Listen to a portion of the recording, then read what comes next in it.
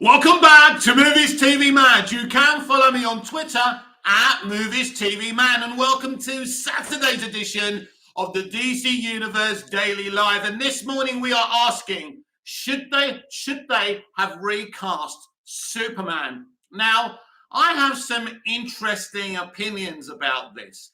I think if Henry's playing the Superman from Man of Steel, BVS, the Snyder Cut, then it should still be Henry. Of course it should. Henry is a great Superman. But if this is a rebooted Superman, I do have to question the decision of using Henry. Because if it is a rebooted Superman, it doesn't make sense for Henry Cavill to play Superman, in a rebooted version of the character, because that gives you an opportunity to start afresh and come in with something new and fresh, maybe slightly comic book accurate. So if they're rebooting Superman, I don't feel Henry Cavill should be playing Superman. If it's the same Superman from MOS, BVS, and the Snyder Cut, Henry should certainly be playing him. So that's my opinion, that Henry should be playing him if it's the same Superman from the DCEU. If it's not, I think they should have given the job to somebody else. Also, James Gunn has told off a Snyder fan for coming in his mentions when basically doing the prayer MOJ when someone was talking about Kevin Conroy's passing. And the Snyder fan was hashtagging what he said, F you, James Gunn, release the Snyder Cut. And basically, James gave him a good verbal slap. And quite right, too. There is a time and a place, everyone. And if you're hashtagging that shit, when someone's kind of responding to a tweet about, an icon, a DC icon's death, then, that is disrespectful. So I do applaud James Gunn for that. But also, it kind of doesn't look good for restoring the Snyderverse, because he could have just ignored that, by the way. I'm sure there was many fans asking him about the new DC Universe slate. He didn't come in on them. But I think he's trying to make a point there, isn't he? So he ain't gonna look. It's clear. That is clear. He ain't gonna restore the Snyderverse, is he? It's pretty obvious. So yeah, I think it's an important issue with Henry Cavill because, as I say, if you're going to reboot Superman, why would you use the same actor? And I understand there's a hunger to bring Henry back as Superman, but I think if you are starting again, it kind of doesn't make sense. Can you really see Henry being any other Superman than the Superman we've already had? I mean, Henry's been talking about a joyful Superman. But no disrespect, Henry, you haven't been playing a joyful Superman. So we're suddenly supposed to what? Forget the other version of Superman now? Or just say that's part of it, but now you're suddenly happy?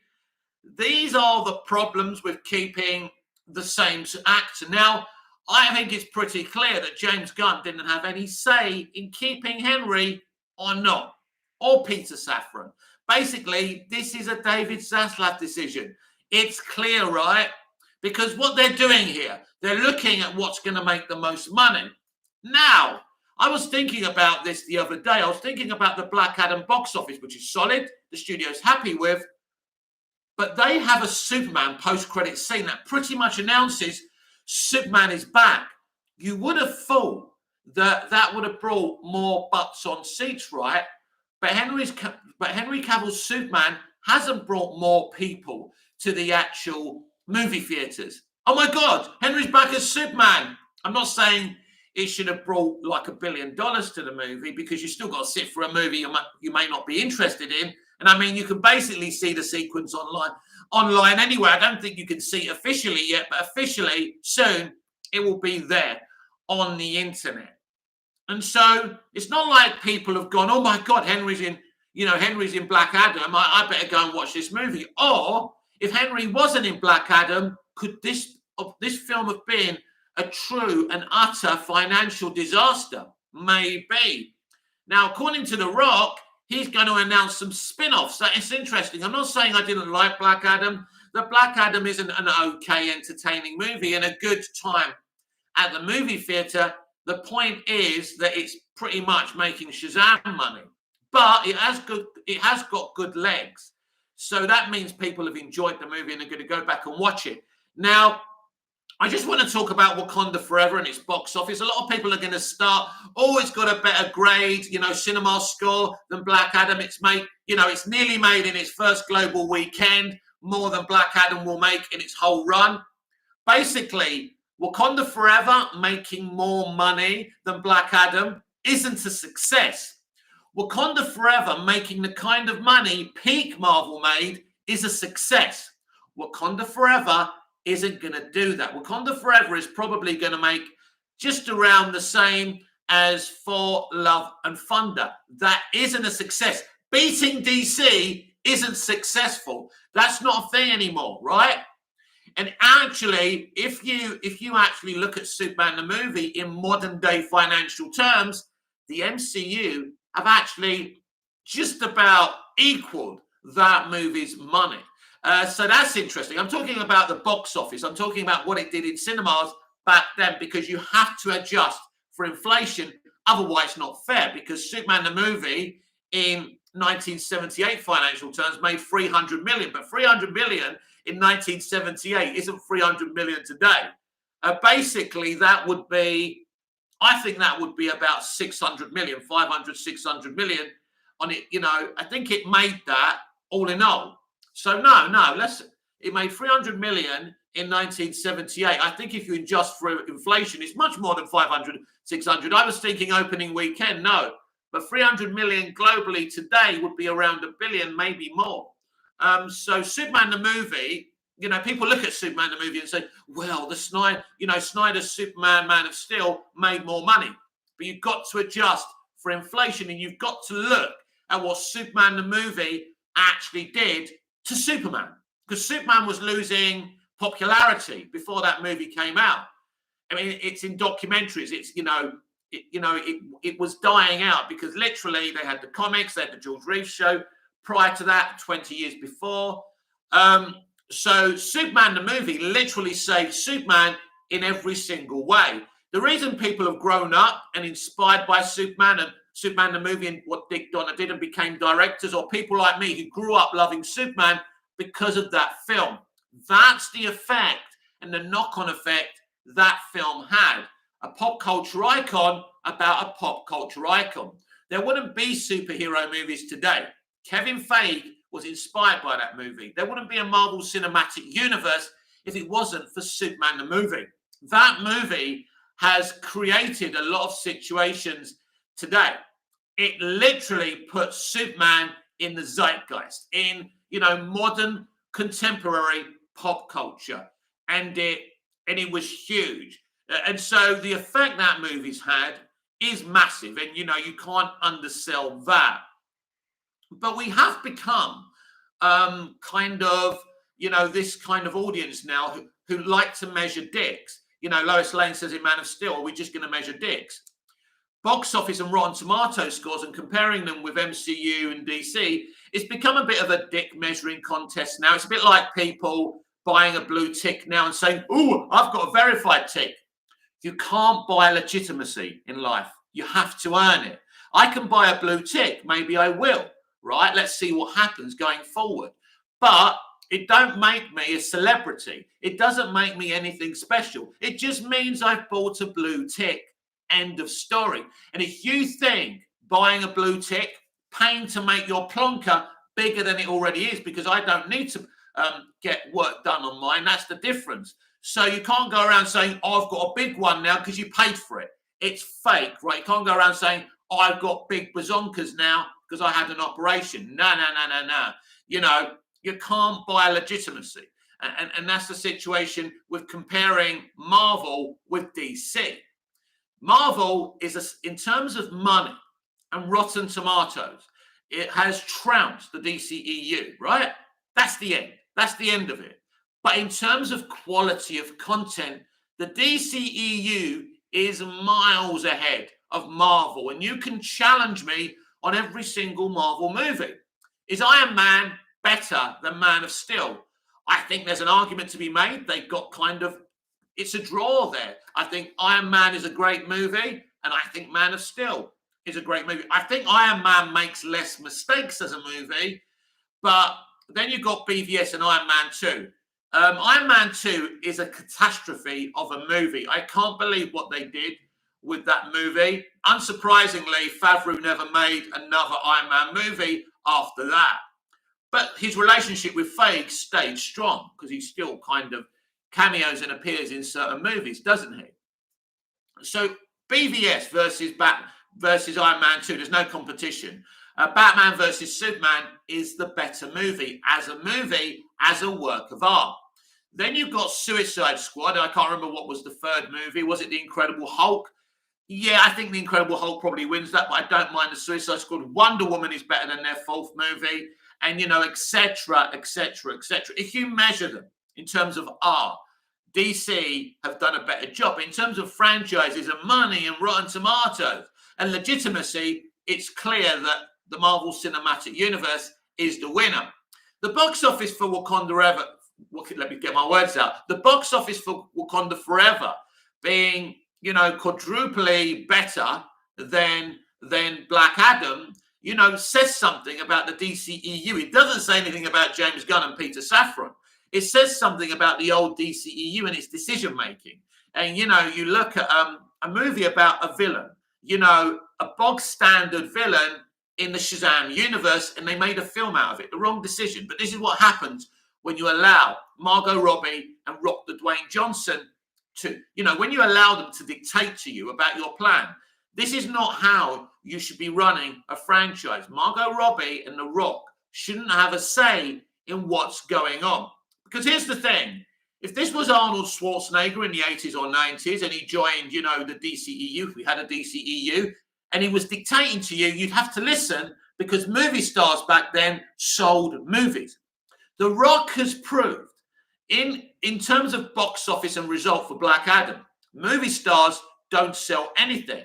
And I mean, the movie star thing started to dial out when Arnold Schwarzenegger did Last Action Hero. That fucking tanked. I liked the film, but it tanked. So the movie star was starting to die out. So there's not many people who can sell movies anymore, if anyone. So it's about the platform. It's about your movie itself today. It's about IPs. The Marvel Cinematic Universe has become about, you know, has led the groundbreaking measure of IPs being more important than the people who are within them. The superheroes themselves sell more than the actual actors playing them. And I've just recorded a video called The Pros and Cons of a Shared Cinematic Universe, because I'm talking about what James Gunn and Peter Safran are claiming they're going to do with the new DC universe. And I talk about the pros and negatives. I also have a coughing fit in that video. I'm sorry about that, but I'm not doing it again because I can't be fucked. But yeah. And so my kind of opinion of all of this is that we've lost, and I say this in today's video actually, where we used to, in Hollywood when I was growing up, there was the movies that were made for the art and the artiste, and they weren't made for money. They weren't IPs. They were original works. You know, Casualties of War, right, with Sean Penn and Michael J. Fox wasn't made to put butts in seats. That is a film that's made because a director is a pacifist and wants to show you the shit that happened in Vietnam. And it's a fucking harrowing movie. And Penn and Fox are absolutely sensational. If you haven't seen it, you should check it out. So back then, we had IP movies, we had blockbuster movies, but we also had artiste movies. Basically, now Hollywood is just about making money. It's not about anything else. You know, that's why James Gunn and Peter Safran are running DC, so they can make money for DC. It's all about IPs. It's about the Harry Potter IP, the DC IP, etc., etc., etc., etc. You look at Disney Plus. It's a streaming service of IPs. Now, interestingly, if you go over on Netflix, it's not really about IPs. It's about making things. But also, if you go onto Netflix, everything's just middling and boring. By the way, if you have Now TV or Sky TV, good news, everyone. Guess what? Nothing to do with DC, of course. But their Christmas movie channel has been launched. It's something I wait for. And as of now, the Polar Express is on, and I'm missing that. But in about 45 minutes, I maybe can rewatch it or something. But I've got them all anyway. I do love this time of year, yes. This is the time of year where I'm celebrating Christmas already. Don't fucking at me. Anyway, back to DC. So, on today's pre-recorded video, I do discuss the pros and cons of a shared universe. I've said this before. If it's shit, because they're saying they're going to have one story spanning movies, TV, animation, and games. So basically, their games will catalogue that story, and they will have gameplay probably within the story so far, because they can't continue the story in the gameplay, because I'm not going to be buying, I'm not a gamer. So are you telling me I'm going to miss out if I don't buy the game? It's an interesting question. I don't think they're dumb enough to do that. So although in terms of money, that's a good idea, there are issues with it. Basically, they're pros and cons. Check out my video when it uploads later on, and we do get into it. And so, yeah, as I say, when talking about Wakanda Forever, someone came on here last night. Oh, Wakanda Forever, shit's all over, Black Adam. Well, listen, if you enjoyed it, this is what I don't understand about modern day fandom. I will do a video about modern day fandom one day, where it's, I love this film, but I'm going to shit on another film while I like this film. I probably do it as well. We all do it. I think it's a bad habit from fandom today. It's like we can't love what we love. We have to hate on something that people love. It's like the argument I had with the Snyder fan the other day. You know, he was shitting on Reeves and Donner's Superman to kind of say that Man of Steel is the better movie. As I've said before, I love Man of Steel. But let Zack Snyder direct Superman the movie without the technology that he needs in his movies. Let's be honest, he can't work without it, right? So take the technology away. Let him make Superman the movie, right? When Donner's got Superman flying after the rocket, that's still, for me, the best Superman flying sequence I've ever seen in film. Prove me wrong. Prove me wrong. Tell me one flying moment in the Snyderverse that's better than Reeves' Superman flying after that rocket. Go and watch it. It's on YouTube. You will say, fucking hell, Mick. You know, a lot of the stuff in Superman the movie maybe has dated a little bit. Still great, but has dated. But the moment when he's flying after that fucking rocket, he actually looks like he's flying after that rocket. Part of that is Reeves' body shape, because he was a glider pilot, so he knew how to move. I mean, Chris was their best special effect. They said that themselves. But to me, I've never seen a better flying moment than that. I don't think Snyder's flying was great. I thought it was okay. He tried to be very physically accurate, kind of in terms of physics, and I get that. But I think when we get to fantasy, we don't have to worry about that. And there wasn't enough flying in the Snyderverse either. You know, what is Superman's number one thing? When you think of Superman, what do you think? Fucking flying, and you think of the cape, right? Now, I want to talk about something in terms of Superman in this next movie, and I think it's something that Smallville partially got right, but fucked it up in the end.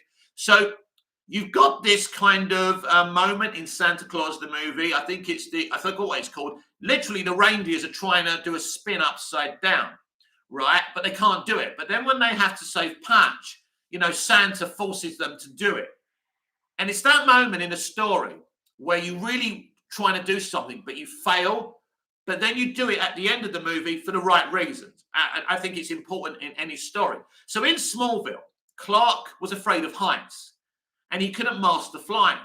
So in the fortress at the end, when he gets his final, you know, kind of seal of approval from Jor-El, he finally flies. I think it's a great sequence. He flies. But for 9 seasons, he's had trouble doing that. So in a way, this is something Snyder and Man of Steel got right. When Superman's first flying, he's smiling, he's laughing. It's wondrous for him. They got that right, by the way. It's kind of a Wizard of Oz moment. It's great because he's never flown before, right? It's a first flight.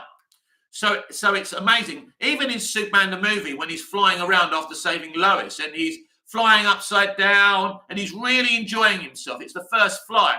Smallville got this wrong. Now, in that moment when he's flying up and about to leave the fortress, he should be smiling. This should be a wondrous, it's like he should be saying, oh my God, I'm flying. I'm actually flying. You know, he's been trying to fly for 10 years and they got that wrong. I love Tom Welling, but Tom Welling and special effects don't mix. He never was very good in acting and reacting to special effects. You go and see When the Fortress Rises in Smallville Season 5, Episode 1, Arrival. It's a great piece of VFX, but he's standing there and the reaction on his face simply has no awe in it or anything. In fact, the guy playing young Clark in Superman the movie is much better in his reactions there. I was watching it the other day and I always had good memories of that scene, but Tom Welling was never very good in reacting VFX, which is a shame. But listen, I think Tom's a great Clark, but Tom's never been the strongest of actors, if we're honest. But I'm just kind of bringing that out there and making comparisons. But of course, this is kind of the positives of, visual effects in the camera. I mean, it's still difficult because even back then they were doing blue screen work. Today they do green screen work because of the way they add things in is different. Kind of there, they just put in fake background, fake buildings and all of that. And now they actually take CGI. I mean, I was watching, as I'll mention Santa Claus, the movie again, because I saw, right, they're in this snow, right? They're in this snow hurricane, if you like. No CGI, this is 1985.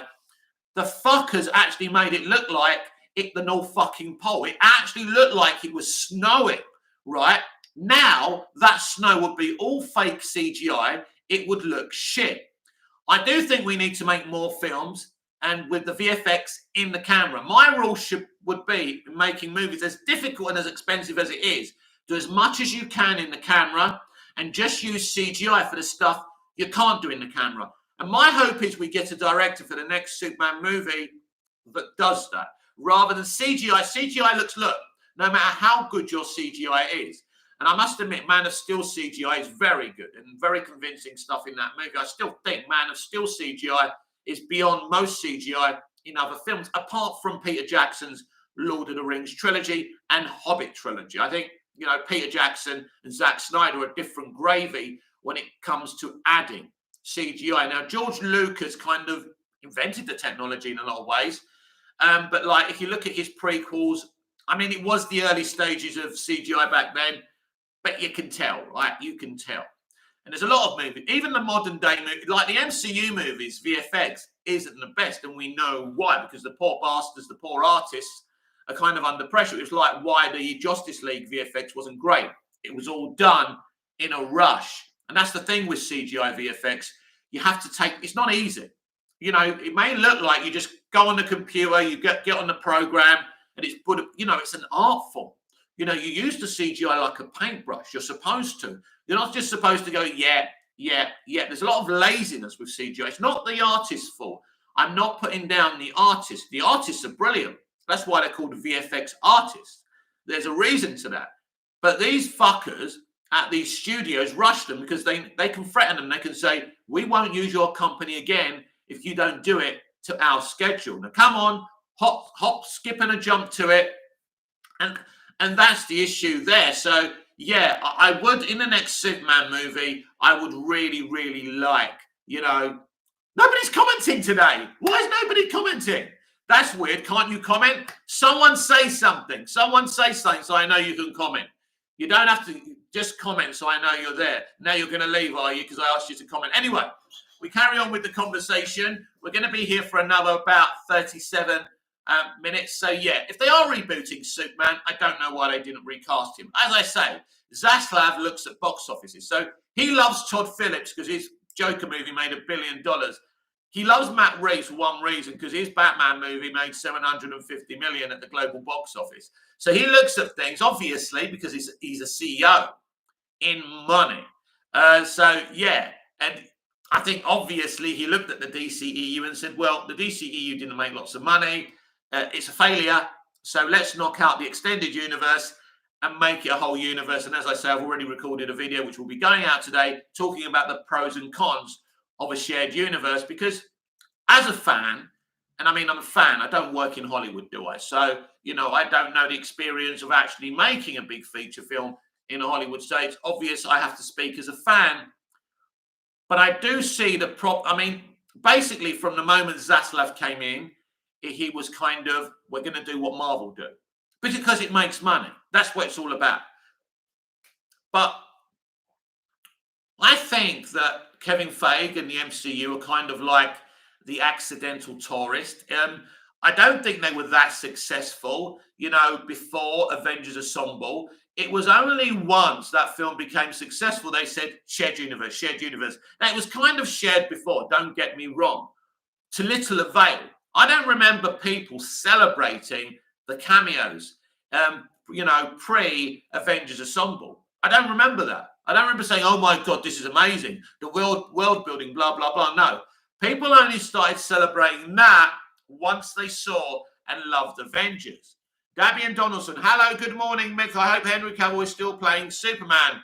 Well, unless you know something that I don't, my friend. But I'm talking about the element of should he have been cast if it's a reboot. If it's a reboot, shouldn't they have just brought in another actor? If it's still the Superman that we saw in Man of Steel, BVS, and the Snyder Cut, sure, it should be Henry. But personally, if they are rebooting Superman, why is Henry still playing Superman? Kind of doesn't make much sense to me. If I look at it from a creative point of view, he's going to be acting different than that Superman. So if he's acting differently, then he's not that Superman. And in that conjuncture, I think it's kind of going to be difficult for them to sell a different Superman being played by the same actor who played the other Superman. Let's just say creatively wasn't that popular. As I said earlier, Black Adam, they got Superman in that movie, and it hasn't really risen the box office of that movie, which I think was the idea in the first place. So that's interesting as well. What does that say about Henry Cavill playing Superman? It's interesting. We'll see what happens when that movie's finally released. If Henry Cavill's Superman, will Henry Cavill's Superman make $1 billion? Because that's what they're going to want. And if it makes 5, 6, 700 million, they're going to deem it as another failure. This has to be the best Superman movie, and this has to make a lot of money.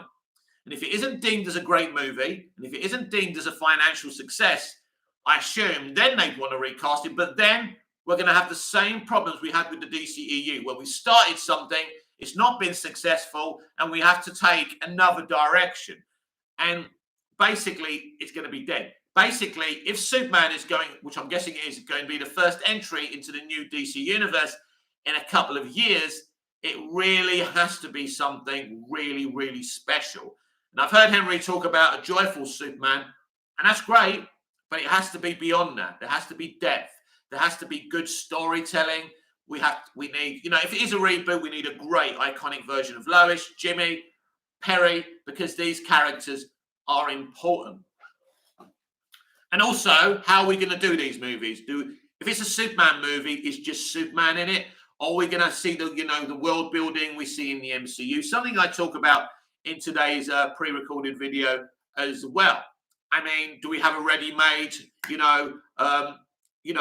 Hall of Justice, things like that? A ready-made Justice League that's, has many metahumans a part of it. I think these are interesting questions, and sooner or later we're going to have to get answers. That sooner or later James Gunn and Peter Safran will have to give us answers. I mean, it's going to be funny when James Gunn kind of diverts back to Marvel with Guardians 3 and he has to promote that movie and he's just going to be drowning in DC questions. That's why I think maybe it wasn't a good idea announcing him as the co-chair of DC Studios now. Now, they could have announced Peter Safran now. But again, it's difficult because you have to announce someone. Someone has to officially make these decisions. And in the end, I suppose it would have been the worst kept secret. But with James Gunn still being involved with Marvel, it's going to be very difficult. And I can see him getting frustrated when he's trying to promote that movie. He's going to be saying, look, we're not here to talk about DC. We're here to talk about Marvel. And I think that could be a bit of a problem going forward. But considering I don't really care about Marvel, it doesn't matter to me. John, good morning, John. What if they keep Henry? Say that, John. What if they keep Henry, Jason, and Gal? Notification. Can't get the staff these days. Anyway, John. What if they keep Henry, Jason, and Gal, but change the Batman actor? Well, I think this is what's going to happen. I think they're going to. Some people keep and some people change. It's very very difficult. Me and you, John, have had these discussions before, and I think we agree on this. If it was me, I would have started again, and none of the DCEU actors would have kept their jobs. whether they're good at their jobs or bad at their jobs, the DCEU has a stench as a franchise, and it simply didn't work as a franchise. As a set of movies, I really, really like it. So I would have started from scratch, so that stench would have gone away.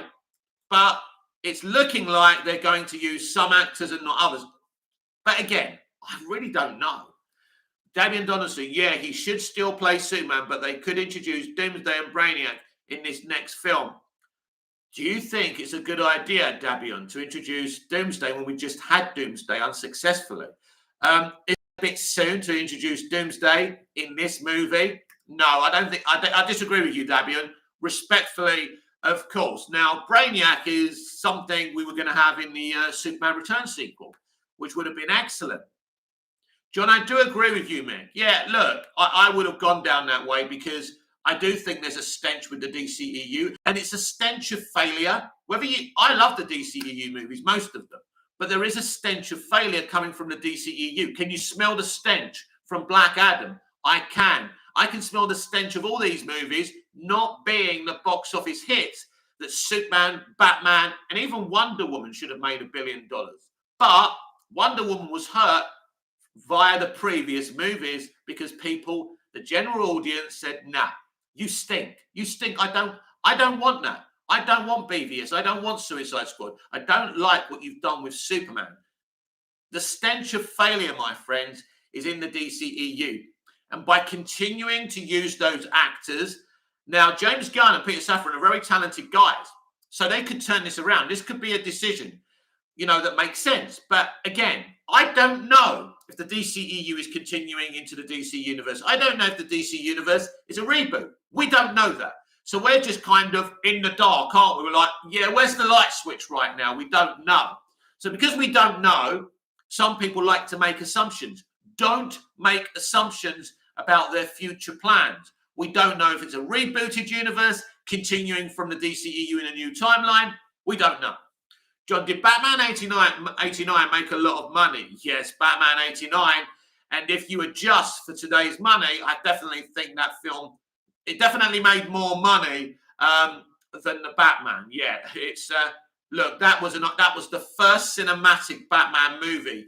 You're probably too young to remember the hype around that film. That was the most marketed film I ever saw. Wow, and having Jack Nicholson in a Batman movie, think about it. Sean Franklin, hi, good morning, Sean, and welcome to the DC Universe, the Daily Live. We've been asking the question, should they have recast Superman for the brand new DC Universe? I've been talking about that. I've been rambling about a lot of things I've already forgotten about. And James Gunn has told off a Snyder fan for hashtagging released the Snyder Cut while he was showing respects for Kevin Conroy, who passed yesterday. And I do agree with that.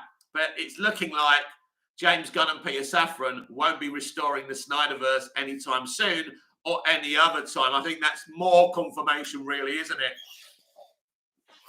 I think the response to James Gunn was, in that post, was something like, F James Gunn restored a Snyderverse, something like that. And yeah, obviously, James was very sarcastic, but also said, this is a post about someone who, gave DC so much, who's just died, think about it. It's not, and he said, this isn't really the time to be posting that stuff. And again, he's right. But again, I'm sure other fans were saying, what's your DC Universe slate? And he didn't say anything to them. So it kind of a little message there that the Snyderverse isn't being restored, if you ask my opinion. Nobody's asked my opinion, but I'm assuming if you're watching this video, you might be slightly interested in what I think about things, and that's really cool. Please smash a like on the video. John, no, I'm not too young. I remember going to the cinema to see Batman 89 and I loved it. It's a very good movie. It really is. I mean, because of the marketing, you expected it to be even better than it was. So I was slightly underwhelmed by the movie, not because I don't like the movie, because they hyped it. So I've never seen a movie, even in today's terms, I've never seen a movie hyped so much. Dabian Donaldson, thank you. That's okay, Mick. They could introduce just Brainiac as the main villain, but if not, Manchester Black or Cyborg Superman. I think if you're going to do Cyborg Superman, copy and paste the brilliant Death of Superman and the Death of Superman Lives, or whatever it's called, right? Properly. So don't just bring in Cyborg Superman for nothing. I mean, you could do in an original story, but I prefer it saved for that. But in terms of Mr. Black, yeah, I mean, I've written a Superman story where he's in. A very spanning Superman story where we make Superman's no kills policy, we put it on trial, which will prove, because basically Superman versus the Elite literally puts Superman on trial, and by the end of the story it says this is Superman and he's great just the way he is. John, remember the Batman 89 serial? Batman 89 serial, Batman 89 fucking everything. I mean, listen, this is what they wanted. And this is why they moved away from Tim Burton after Batman Returns, because it went a little bit darker, a little bit more adult, kind of a little bit more mystical, and they weren't able to sell merch with it. So that's why they moved away from him. So maybe with Joel Schumacher, they were able to sell more merch. But, you know, Batman and Robin was an absolute disaster, wasn't it? But probably they still sold quite a bit of merch. I don't know if that kind of made up for the bad box office. I'm not sure how many people were buying BVS merch, for example. And this is the problem when you go down the adult and dark and serious artistic route, kind of takes away from the merch sales. And merch sales, of course, are very important to these studios. This is why you know, 3/4 of the reason they make comic book movies, you know. This is why 3/4 of the reason that Disney bought Lucasfilm, because they thought they were going to be able to sell Star Wars toys. Well, maybe if you made better content and better movies, then you would have done. And so I think we're definitely going down the mainstream audience way with the new DC universe. But it's how you do it. You know, at the end of the day, it's how you do it. Because once you decide to go shared universe, there's no, let's do this standalone movie and let's make a movie that's nothing to do with DC universe. You can't do that anymore because you're entrapped. You're in the circle of the shared universe, and there's literally no escape from that. So if it's going well, and this is why they're doing it, that's why they're going all shared through different mediums, because they've seen money in it. But is there still a hunger for comic books like there was in peak MCU? That's the problem. And I think even if this new shared universe is really good, are the numbers still there? As I keep on saying to people about Wakanda Forever, it making more money, having better Rotten Tomatoes scores and reviews than Black Adam doesn't mean it's successful. You don't gauge your success with the DCEU because the DCEU is a failed franchise. Is it going to make the money peak MCU made? No, and no. And that's the problem. It's not going to, you know, they're showing off about American previews. But globally, if you see the other countries, they're not embracing the MCU like they used to. Because a lot of countries will be offended the progressive route the MCU has taken. Whether you like that or not, that is the truth of the matter. So, yeah, Wakanda Forever doing a lot better in its home country than it is abroad. Just look at the numbers for yourselves. And of course, in an era of IPs and corporate business in kind of Hollywood over the artistic route that we used to see a lot of in the 80s and 90s, it's a very interesting situation because we're focused on box office and Rotten Tomatoes as well as the studio. And I don't like that. I want to see good DC movies. And I think that's the problem. When you're overly focused on IPs, you don't go for good movies, do you? You go for the product. You go for the product over the movie. Davian Donaldson, I wonder if they are going to make a Nightwing film. Zac Efron would play him well. Personally, I wouldn't be going for Zac Efron as Nightwing. That's just my personal opinion. I would be going, mostly you want unknown actors. Otherwise, it's just Zac Efron in the Nightwing costume, and it's not Nightwing. And this is why Christopher Reeve was picked to play Superman over Paul Newman and Robert Redford, because they did have a list of people, you know, people that they said, yeah, those people could play Superman. When Dick Donner came on, he said, no, that means Robert Redford will be in the Superman costume, not Superman. So you need unknowns to play iconic characters. This is why George Clooney didn't work as Batman because it's not Batman. It's George Clooney. Now, even though Val Kilmer was known at the time, he did work.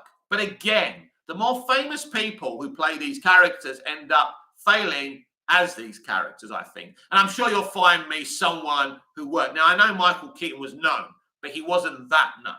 You know, you look at Christian Bale. He was known for American Psycho, but not everyone had seen American Psycho. I'd never heard of Christian Bale before he put on the cowl. And I think that's why it works. So Wonder Woman isn't a famous actress. She was in The Fast and the Furious, but I didn't know who Gal Gadot was. She works because she's Wonder Woman. I didn't know Jason Momoa. I saw him once or twice in Game of Thrones. I didn't know him that well. He works as Aquaman.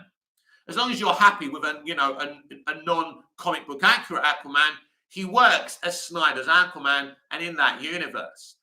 So the less known people really, really work. I've never heard of Ezra Miller. He kind of works as the Flash. He kind of don't. And the more famous you go, like Jesse Eisenberg as Lex Luthor. Now, you can look at that, Gene Hackman as Lex Luthor, but Gene Hackman kind of was allowed to play with the character and make him his own. And he was more of a comedic, kind of eccentric businessman, of course. He wasn't a mad scientist. He was a crook. He was literally a con man trying to get land, and then blow it up. That was the extent of his, devilish deeds. Dabian Donaldson, very good points, Mick. Do you think they should have made an 8th series of Legends of Tomorrow? No. Why? What was there to say, Dabian? What was there to say that they haven't said in the past 7 seasons? Dabian, they've made 7 seasons. The show wasn't going anywhere, my friend. The show wasn't telling a story. Like with Smallville, we had to see him become Superman. That was the journey we went on, right? So, yes, they did drag Smallville out. It should have finished after its 7th or 8th year. But just tell me, what's the point of continuing Legends of Tomorrow? Wouldn't surprise me if James Gunn makes a movie out of that, because there's potential there with new actors and better people writing it. But just tell me, what was the point of Legends of Tomorrow coming out for an 8th season? What stories are there to tell? We've seen Sarah as the captain. We've seen this new crew. We've seen the numbers drop. There's no money in an 8th season, and I don't believe there's enough people interested in an 8th season. But what can they tell us in an 8th season they haven't told us in the previous 7 seasons? That's the question I want answered. The truth is, there's nothing to tell, and not enough people want it. It's like Batwoman. There's nothing. You've had 2 actresses play 2 different versions of Batwoman and done nothing with it. So why should we see more? Maybe we should have a comic book accurate Batwoman in the movies and a comic book accurate Batgirl. Another prediction I'm going to make: I believe Leslie Grace will be given another role in the new DC universe. That will make everyone happy. So then they can go comic book accurate with Batgirl. They're smart, aren't they? And I'm smart, and that's what I would do, because basically it calms all the progressives down as well. It's like Jason Momoa. If they recast Aquaman with a more comic book accurate casting and give him Lobo, everyone's happy, aren't they? It's reverse psychology in a way. No one's going to say anything because he's still in that universe. Interesting. And so, yeah, it's a very unpredictable environment we see ourselves in at the moment as well. So, yeah.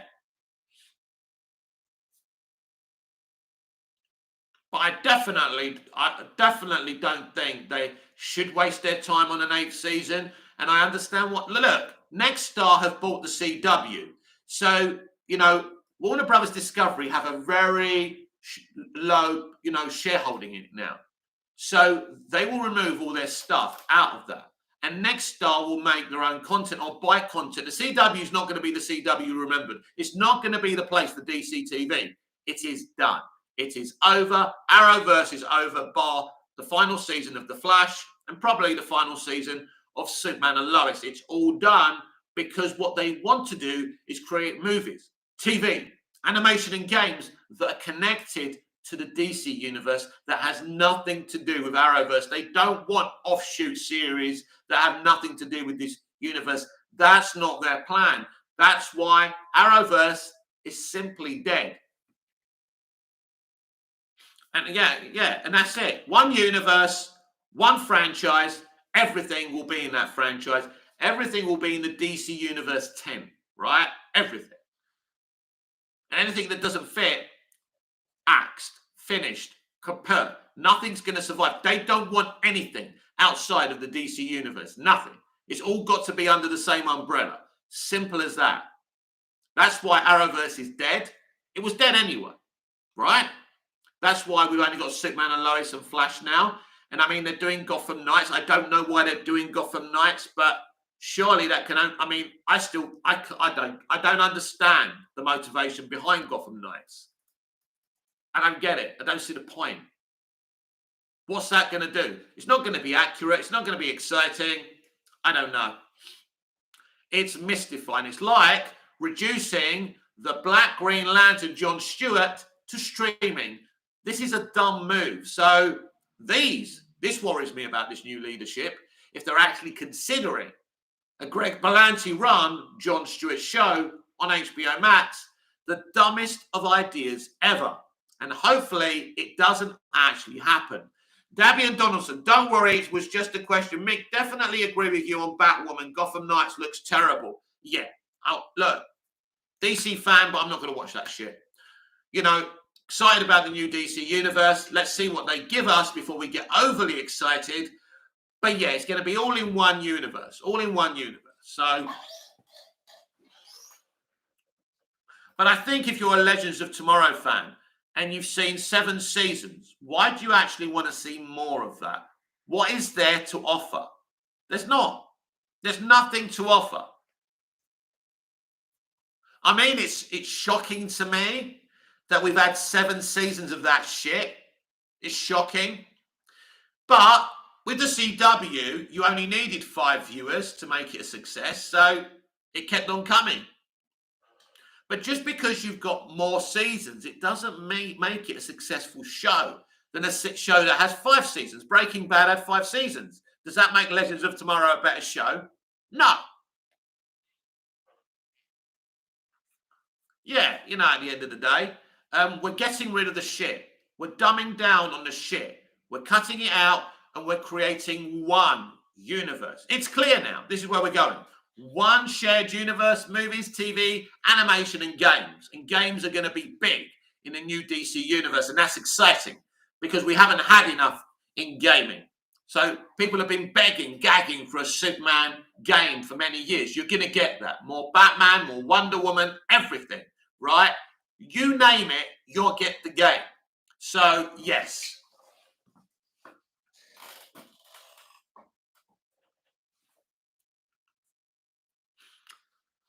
So, yes, that was interesting. James Gunn telling off that Snyder fan on Twitter. Wow.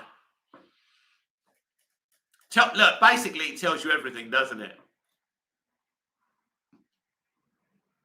Ain't happening. Ain't happening, mate.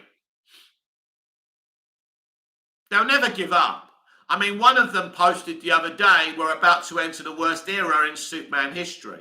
And I said, thanks, Nostradamus. In other words, you don't even know what's coming with Superman. And you're saying that because you're a propaganda merchant. That's the problem. But they post shit, they post hot takes.